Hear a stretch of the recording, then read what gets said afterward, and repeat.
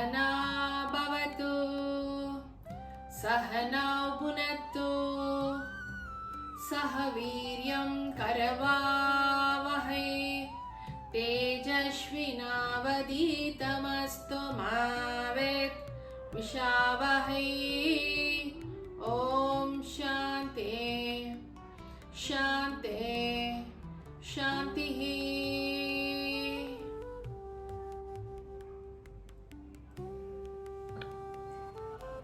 வணக்கம். நம்ம இப்போ வர்மக்கலை அப்படின்னா என்ன அப்படின்றத பார்க்க போறோம். வர்மக்கலை அப்படின்றது நம்ம பாரதத்தோட பாரம்பரியமான ஒரு கலை.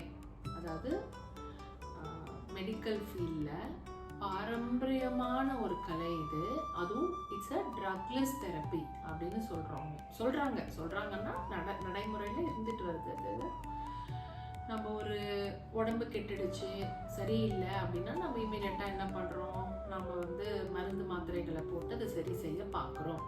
ஆனால் அந்த காலத்தில் ரொம்ப ரொம்ப ரொம்ப பழைய காலத்தில் என்ன நடைமுறையில் இருந்ததுன்னா இந்த வர்மக்கலை தான் நடைமுறையில் இருந்திருக்கு. இந்த வர்மக்கலையால் என்ன பண்ணியிருக்காங்க அப்படின்னா இதை யூஸ் பண்ணி வர்மக்கலையை யூஸ் பண்ணி ஒருத்தருடைய உடல் நலத்தை குணப்படுத்தியிருக்காங்க. ஸோ எப்படி அப்படின்னா இந்த வர்மக்கலையை யூஸ் பண்ணி நிறைய நோய்களை குணப்படுத்தியிருக்காங்க, அதுவும் மருந்து மாத்திரைகள் இல்லாமையே. ஸோ இது கொஞ்சம் நல்லா இருக்குல்ல கேட்கறதுக்கு. ஏன்னா இப்போ நம்ம காலகட்டம், இப்போ இருக்கிற காலகட்டம் எல்லாத்துக்கும் மருந்து, எல்லாத்துக்கும் மாத்திரைகள். இதை போட்டு போட்டு போட்டு நம்ம நம்மளுடைய உடல் குறைபாடுகளை சரி செஞ்சுக்கிட்டு இருக்கோமா அப்படின்னு நீங்க கேட்டீங்கன்னா அது ஒரு பெரிய கேள்விக்குறியா இருக்கு. ஸோ ஒரு விஷயம், இந்த வர்மக்கலையால மாத்திரைகளே இல்லாம மருந்தே இல்லாம ட்ரக்லெஸ் தெரப்பியா இருந்துச்சு. அது நம்ம உடல் நலத்தை, அதாவது நம்மளுடைய உடல் குறைபாடுகளை சரி செய்யுது அப்படின்னா இதை நம்ம கத்துக்கிறதுல தப்பு கிடையாது. ஒவ்வொருத்தரும் வீட்டில் இந்த வர்மக்கலையை கத்துக்கிறது தப்பே கிடையாது. ஸோ என்ன சொல்றாங்க அப்படின்னா இந்த வர்மக்கலையை யார் ஃபர்ஸ்ட் இதை இன்ட்ரடியூஸ் பண்ணாங்க அப்படின்னா நம்மளுடைய சிவன் தான் இந்த கலையை நம்ம உலகத்துக்கு கொடுத்துருக்காங்க அப்படின்னு சொல்றாங்க. ஸோ நீங்க ரிசர்ச்சர்ஸ் எல்லாம் சொல்லுது. அப்படியா என்ன சொல்லுது அப்படின்னா சிவன் பார்வதி தேவிக்கும், பார்வதி மூலியமாக நந்தி பகவானுக்கும், அவங்க 2 பேர் மூலியமாக சண்முகருக்கும், அதாவது அவங்க பையனான முருகருக்கும், முருகர் அகத்திய முனிவருக்கும், அகத்திய முனிவர் பல சித்தர்களுக்கும் சொல்லி கொடுத்து இந்த கலை வந்தது அப்படின்றது ஒரு குறிப்பு இருக்கு ஏடுல. ஸோ இந்த கலை நம்ம இப்பெல்லாம் வர்மக்கலை அப்படின்னா யாருக்குமே தெரியல. இதெல்லாம் முன்னாடி ரொம்ப யூஸ் பண்ணிட்டு இருந்த கலை, இப்ப வர்மக்கலை அப்படின்னாவே யாருக்கும் தெரியல. ஸோ இதை பத்தி தான் நம்ம பார்க்க போறோம். ஸோ வர்மா அப்படின்னா என்ன, வர்மக்கலை அப்படின்னா என்ன அப்படின்னா, இப்ப நம்ம உடம்புல சுவாச காற்று இருக்கு. அந்த சுவாச காற்று பிராணசக்தி, சரிங்களா?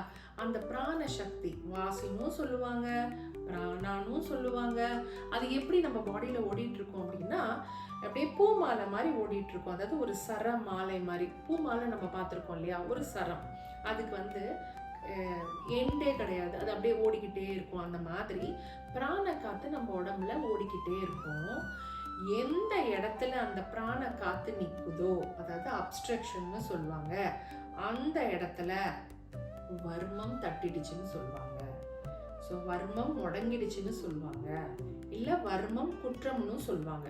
ஸோ எந்தெந்த இடத்துல அந்த பிராணா சரியா போகாம அப்ஸ்ட்ரக்ட் ஆயிருக்கோ அந்த இடத்துல வர்ம குற்றம் ஆயிடுச்சு. ஸோ அந்த வர்ம குற்றத்தை சரி செய்யலை அப்படின்னா அது நோயா மாறும். அந்த நோயை நம்ம சரி பண்ணாம நாள்பட்ட நோயாக விட்டோம் அப்படின்னா அது சில சமயம் டெத்தா கூட மாறிடும், சரிங்களா? ஸோ நம்ம உடம்புல இருக்கிற அந்த வர்ம குற்றமாகாம நம்ம பார்த்துக்கிட்டே இருந்தோம் அப்படின்னா நம்ம ஹெல்த்தியா இருப்போம் அப்படின்னு அர்த்தம். இல்லை அந்த சரம் முடிச்சு, அதாவது அந்த பிராண காற்று, அந்த வாசி காற்று எங்கெங்கெல்லாம் தட்டுதோ அந்த இடத்துல எல்லாம் வர்மா இருக்குன்னு அர்த்தம். அந்த வர்மத்தை சரி செய்யல அப்படின்னா அந்த நோய் குணமாகாது. இதுதான் அந்த காலத்துல கண்டுபிடிச்சு எந்தெந்த இடத்துல எல்லாம் வாசி தட்டுதோ அந்தந்த இடத்த கண்டுபிடிச்சு அதை சரி செஞ்சாவே நேச்சுரலாவே நாம அந்த நோயில இருந்து குணமடைஞ்சிடுவோம். இதுதான் வர்மம், சிம்பிளா சொல்லணும் அப்படின்னா. தேங்க்யூ. God bless.